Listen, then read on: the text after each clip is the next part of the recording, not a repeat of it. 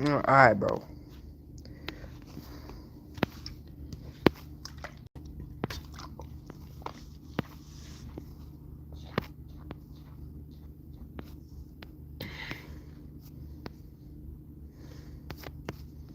Alright. Take this one out, man.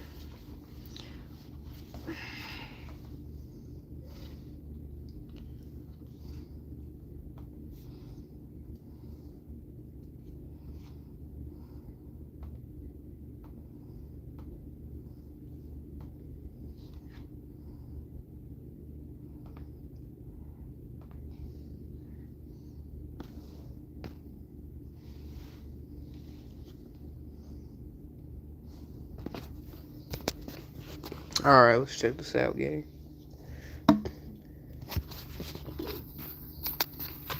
Alright, let's check this out, gang.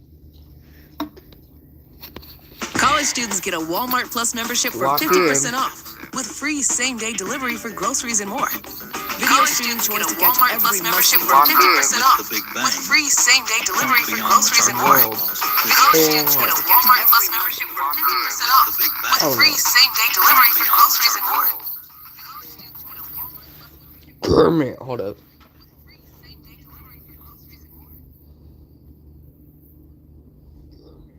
Oh my gosh, bro. Alright, what are we doing?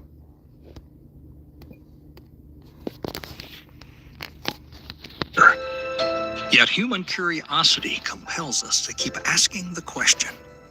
Scientists and philosophers have long pondered whether the Big Bang was truly the beginning or just one chapter in a much broader cosmic story. In today's documentary journey, we'll explore what modern science can tell us about the origin of time, examine new discoveries that expand our understanding of the early universe, and consider bold theories that go beyond the Big Bang itself. Yeah, see, I don't freaking, like, I don't understand how these guys just, like, freaking figured out the past. Like, I don't know how they pull off, like, seeing, like, a specific star and then just, like, oh, yeah, well, that has to mean that Saturn was created. You know what I mean? I no idea, bro. But I don't know, man. It's just keep walking.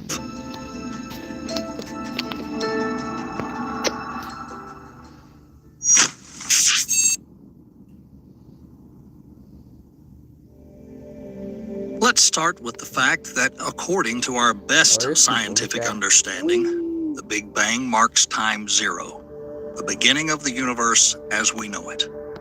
In a single instant, all space, time, energy, and matter emerged from an initial singularity, a point of infinite density. In the first fraction of a second, the universe underwent rapid inflation, expanding faster than the speed of light in a space that was itself expanding. This set the stage for everything to come. 1 second after the Big Bang, the universe was a hot, opaque soup of particles. Within minutes, the first light chemical elements formed in a process called primordial nucleosynthesis. The early cosmos was extremely... Yeah, see, oh my god, bro. You freaking see that? I don't know how some people just don't think that space is, like, cool, bro. Like, tell me that does not look cool. That looks freaking sick. Oh my gosh. Hot and dense, so hot that atoms couldn't yet hold together. Light or photons were constantly scattered by free electrons, meaning it couldn't travel far. For the first few 100,000 years, the universe was essentially foggy and opaque. Yeah, see? Freaking see that. You see how cool that is? Yo, also, my bad. I'm just getting comfortable since I'm planning to make this a kind of long stream. I'm just laying down. But, like, you see that, bro? It's, like, freaking beautiful. Expansion continued, the cosmos cooled. And fast forward 380,000 years after the Big Bang, The universe had cooled enough for electrons to combine with nuclei to form neutral atoms. This moment, the epoch of recombination, changed everything. Now that electrons were bound in atoms, light could travel freely through space for the first time. The original fog lifted, and light burst across the cosmos. This ain't. Yo, that looks freaking trippy. That's like, it's like how I'd imagine it. Like, look like if you're like high or something, bro.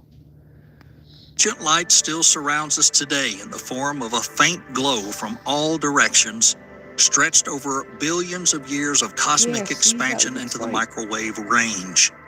We call it the cosmic microwave background, or CMB, and it's literally a picture of the universe in its infancy. By observing the CMB... What? See, what is this? Scientists can see what the universe looked like when it was only 380,000 years You're telling me that actually exists, bro? Oh my gosh. Old. Practically a newborn compared to its 13.8 billion year lifetime. This is the oldest light we can observe, a relic image of the fireball of the Big Bang itself. For the acute treatment of migraine with or without aura in adults, Nurtec ODT Guy. Discovered in the 1960s, cosmic Oh my, yo. I don't care about your ad, bro. Take Zyrtec over you, bro. Microwave background has been measured in increasing detail over the decades using satellites and telescopes. It carries a wealth of information. The speckled pattern of tiny temperature differences across the sky is not random. It encodes the seeds of the cosmic web that formed later. I'm freaking lazy, bro. Like, oh my gosh, bro. You see that? It's like, looks like something inside your body, bro. Regions that were slightly denser on this early map eventually collapsed under gravity to form galaxies and clusters. In fact, the CMB is a blueprint for future structure, showing the hills and valleys and the distribution of the original matter. It also gives insights into the cosmopolitan and shape of the universe.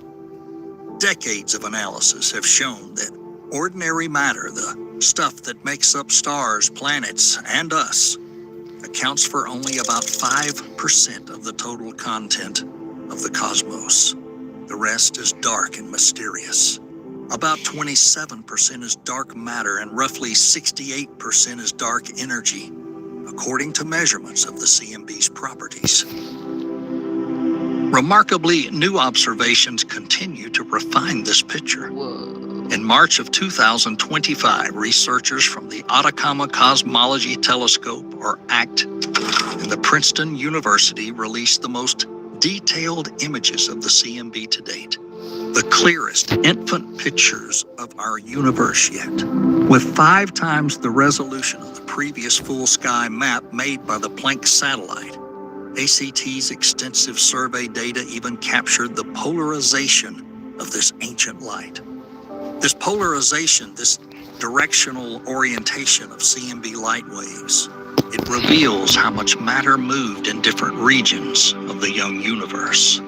Before, we got to see where things were, and now we also see how they're moving, explains Dr. Suzanne Staggs, director of ACT. These high-resolution images show subtle changes in the density and velocity of the primordial gas, the fine details of those so cool. I wanna go on a early hills and valleys. This kind of data helps scientists answer long-standing questions about how our cosmos evolved from simplicity into complexity, and it's astounding. By measuring light that's traveled over 13 billion years, we can see the universe as it was just a few hours after its birth on a cosmic scale. If the CMB represents the thermal radiation of the infant universe, what happened next in cosmic history? After recombination, the universe entered the Dark Ages, literally. When the fog had cleared, the background glow gradually faded, and no new light had yet appeared because stars had not yet formed. This era ended when the first generation of stars ignited, likely around 100 to 200 million years after the Big Bang. These earliest stars, often referred to as population 3 stars, were probably massive, short-lived beacons that began to illuminate the young cosmos. They gathered in proto-galactic clouds, marking the beginning of galaxy formation. Astronomers have named this period the Cosmic Dawn, the time when starlight first banished the cosmic night. Today, we're actually beginning to glimpse the cosmic dawn thanks to powerful new telescopes. The James Webb Space Telescope. Hold on, let's see if there's any other videos really quick, bro.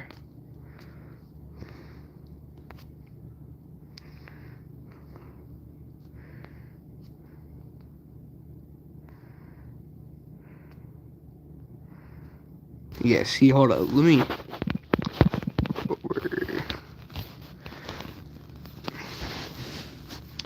Yeah, see, these guys' video's pretty good. Oh, wait, hold up. We could do Mark Vsauce. Let's see, who else could we do? Anybody got any recommendations that we could do, man?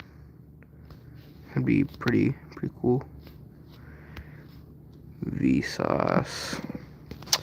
So we got Vsauce, Mark Rober. Who else could we do, bro? We could do Ryan. Ryan's kind of interesting, I guess, bro. What's his top video? Yo, that's his top video. I thought his top video would be the 2D one.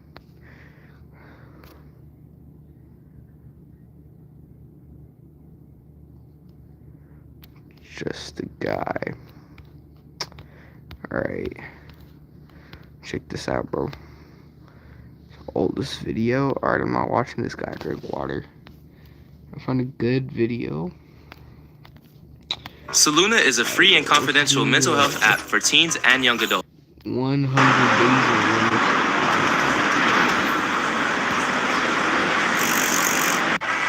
Hey, AT&T just gave me their best deal on the new Samsung Galaxy S26 Ultra. I'm telling everyone. This is real life. This is Minecraft. And this is Minecraft with real life graphics. Dude, this graphics pack is insane. A real life day is 24 hours. A Minecraft day is 20 minutes. I'm gonna do some quick maths. They are not the same amount of time. 100 Minecraft days is equal to 33 hours in real life. And that's how long I'm spending in real life Minecraft. Oh, what are we doing, Ryan? This guy's gonna die. A few minutes in, I was already so mystified by my own shadow, it felt like I was really there.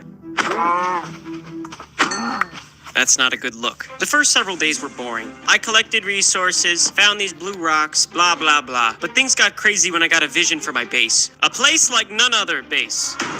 A place where no mobs could ever get me. A place that I'm calling the Platform. So yeah, the rest of day 5, I kind of just got started on that. On day 7, I had my first visitors. Good to meet ya. What's your name? I said, what's your name?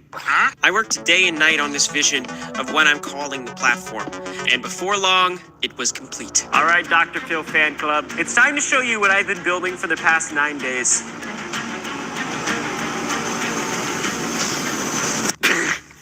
The Platform! It's a platform. I'm calling it the Platform. Pretty safe for mobs. It looks cool at night, all right? Look, I like it, and that's all that matters. It was time to go on a journey. I need to find a village. And on the night of day 14, that's exactly what we did. Howdy. I came to this village for one reason. Business. I was checking to see what trades were available, and one of the farmers and I just hit it off. I'm following you around for the day, okay? Hey, what's your name? I didn't get your name. Joseph? Oh my. Your name is Joseph. Now, I'm gonna be honest, I have no idea what his name is. If you put what he said into Google Translate, nothing happens. I need a friend, so I'm naming him Joseph. And that's really none of your business. And on day 17... Now I'm gonna be honest, I have no idea what his name is. If you put what he said into Google Translate, nothing They have happens. Minecraft detected?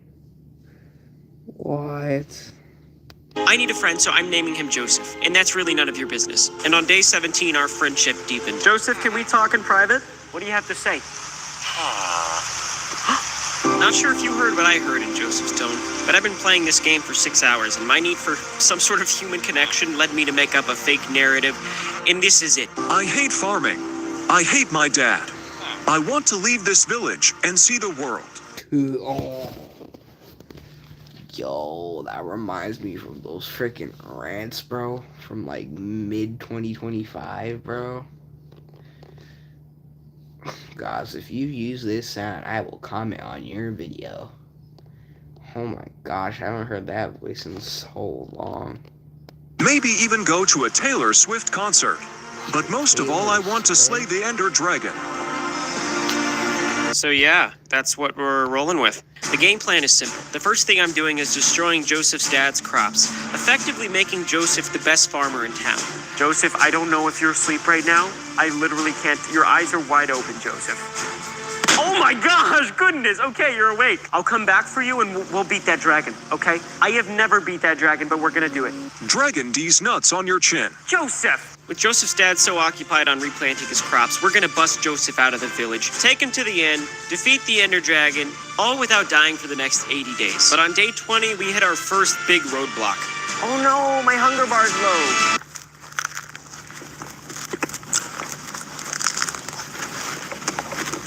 I spent the next several days doing more boring stuff, but it was all to prepare for Joseph's escape, so it matters. So here's the updated platform. Yeah, whatever. Okay, I need to get back to Joseph. And on my way to Joseph, I wanted to see if moving my arms in real life made me run faster. It didn't. Joseph! Has anyone seen Joseph? That's when I ran into Joseph's dad. Hey, I don't mean to bother you. I see you're replanting your crops. Where's your son? Joseph was exactly where he was designed to be, on top of the hill tending to his crops. Crops are looking nice. Crops are looking good.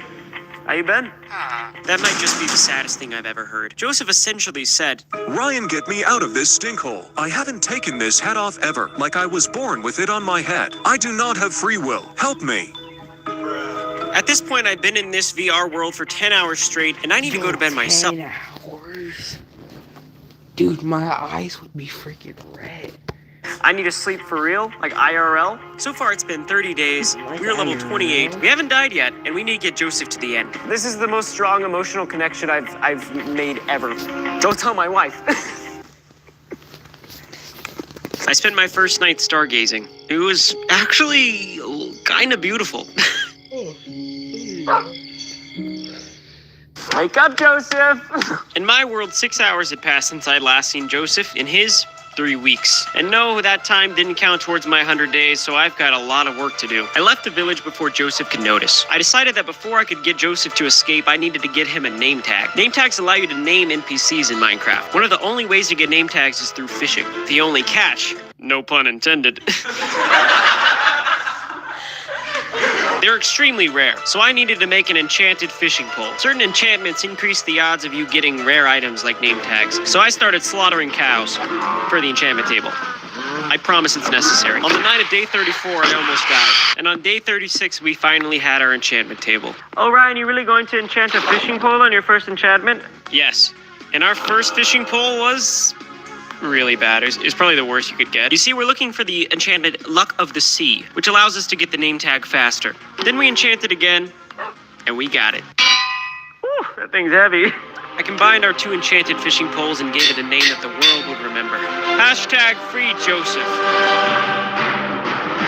So on day 39, I started fishing with hashtag free Joseph, and before long, days turned into weeks. Well, hours. Days. I don't know anymore. On the night of day 49, I was doing some fishing, thinking about how I would get Joseph out of that village, when something crazy happened. Don't mess with my boat. Oh my gosh! Now, I'm pretty bad at Minecraft, but even I know that zombies and villagers go into boats, and you can move them that way. But I just forgot. And now I had confirmation that I could really get Joseph out of there.